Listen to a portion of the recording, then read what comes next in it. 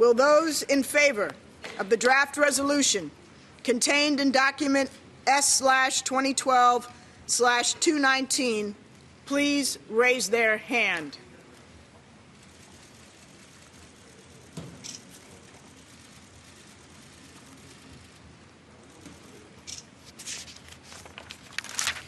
The result of the voting is as follows. The draft resolution received 15 votes in favor. The draft resolution has been adopted unanimously. Sky's Hannah Thomas-Peter is at the UN in New York. Hannah, not exactly a surprise, but it wasn't inevitable. It went quite smoothly after all.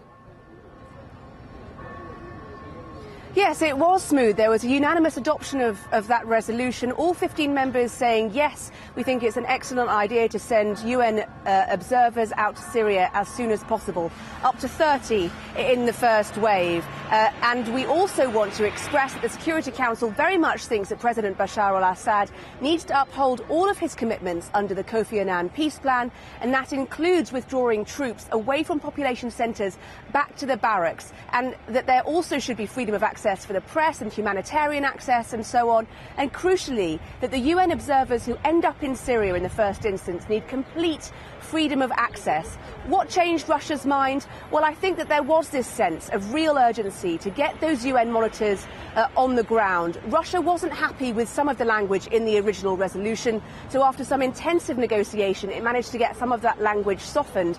But the sentiment of the original resolution very much remains. I think Russia perhaps realised there has been too much death in Syria a year in. Here's the explanation that the Russia ambassador to the UN gave to the Security Council about why Russia voted in favour of this resolution.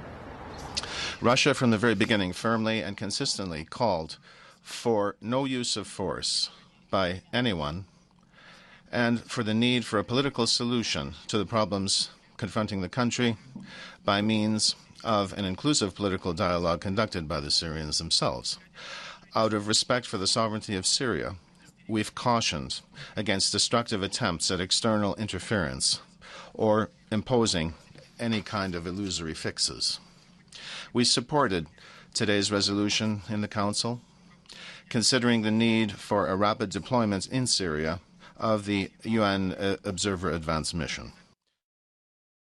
For more than 1 year, the Syrian regime has murdered, arbitrarily detained, tortured, abused and terrorized innocent civilians.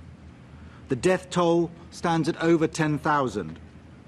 Over 10,000 remain in detention. 45,000 have fled across the borders.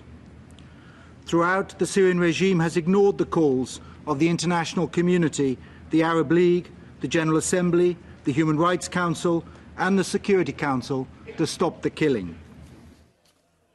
Well, Hannah, unanimity, that's what it's all about. That'll lend some confidence to the mission. So what happens next? Well, the key thing is that this resolution has now authorised the deployment of this first wave of unarmed UN observers, up to 30 or so.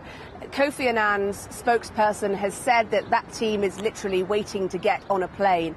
So my understanding is that the first lot of observers, maybe not the full gamut of the 30 people, but perhaps the first 10 or so will be on a plane on the ground within the next 48 hours. There is then to be a second wave of observers, perhaps 200 to 250 or so people. That is to be dealt with as rapidly as possible, if you listen to the UK ambassador to the UN, with a second resolution in the Security Council. As to the makeup of this observer team, it is not yet clear. I suspect that there will be a Russian presence, but I understand that the first wave at least will be drawn from UN observer missions in the region.